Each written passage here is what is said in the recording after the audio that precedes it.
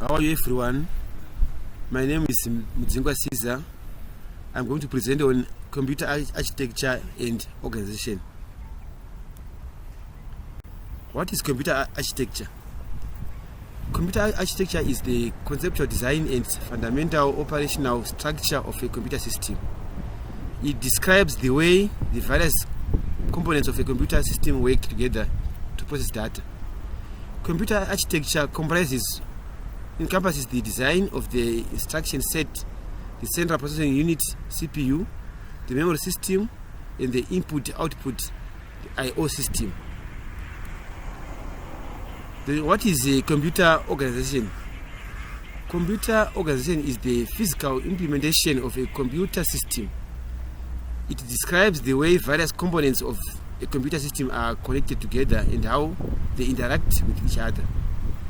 Computer organization encompasses the design of the motherboard, the buses, and the peripherals. Now going to the major components of the computer system. The major components of the computer system include 1. The CPU. The CPU is the brain of the computer system. It is responsible for executing instructions and processing data. 2. With the memory. The memory system stores the instructions and data that the CPU needs to process. And then 3.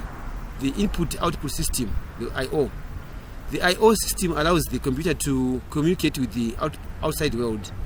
It includes devices such as the keyboard, the mouse, the monitor, and the printer. The diagram is showing what I've been trying to explain. Here we have the input device. On top there's the central processing unit, the control unit, the ALU, and then the memory unit. And here we have the output device. Then we move on to the instruction set architecture.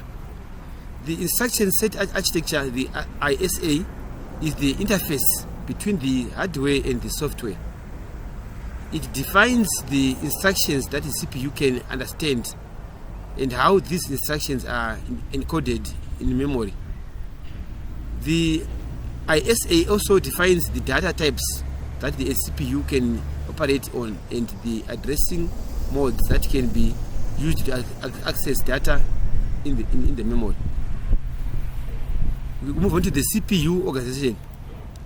The CPU is organized into several functional units, including the control unit, the arithmetic logic unit or ALU, and the registers. The control unit fetches instructions from the memory, decodes them, and directs the ALU to execute them.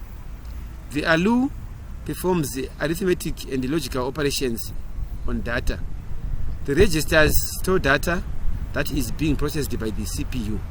The diagram we are seeing is trying to explain what I've been saying. With the input unit, the main, the control unit, the ALU, then the secondary memory. Then here with the output unit. Move on to the memory system organization. The memory system is organized into a hierarchy with the fastest memory being the closest to the CPU. The main types of memory in the computer system are cache memory, main memory, and secondary storage. Cache memory is a small amount of very fast memory that is used to store frequently accessed data. Main memory is the main storage area for the instructions and data that the CPU is currently processing. The secondary storage is used to store data that is not currently being used by the CPU, such as files and programs. If you look at the diagram here with the auxiliary memory, then here with magnetic tapes, magnetic disks, then this is the input or output processor. Here we got the CPU. Then close to the CPU we got the cache memory. Then we got the main memory. Then we move on to the I/O system organization, the input-output system organization. The I/O system is organized around a set of buses. Buses are electrical pathways that connect the various components of a computer system together. The main types of buses in a computer system are the data bus, the address bus, and the control bus. The data bus carries data between the CPU and the memory and the input-output devices. The address bus carries the addresses of the memory locations and the input-output devices. The control bus carries signals that control the operation of the various components of the computer system. What I have been saying is clearly being illustrated by the diagram. You've got the address buses, data bus, control bus, you've got the input-output device, and you've got the memory subsystem.